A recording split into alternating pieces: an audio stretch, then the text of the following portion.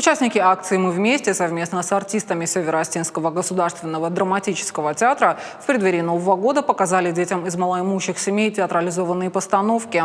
Спектакли на остинском языке смогли посмотреть более 900 ребят. До начала постановок дети вместе с родителями участвовали в хороводах вокруг елки и смогли рассказать стихотворения. А после ребятам вручили сладкие подарки.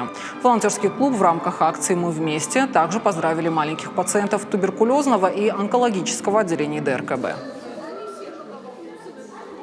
Региональное отделение Народного фронта в Северной Осетии и комплексный центр социального обслуживания населения Эристонского района совместно подготовили ряд мероприятий. Сегодня очередной такой волшебный праздник для детишек из малообеспеченных многодетных семей мы подготовили. До спектакля, до представления руководство Остинского театра показали утренник. И вчера, и сегодня они показывают утренники для этих детей.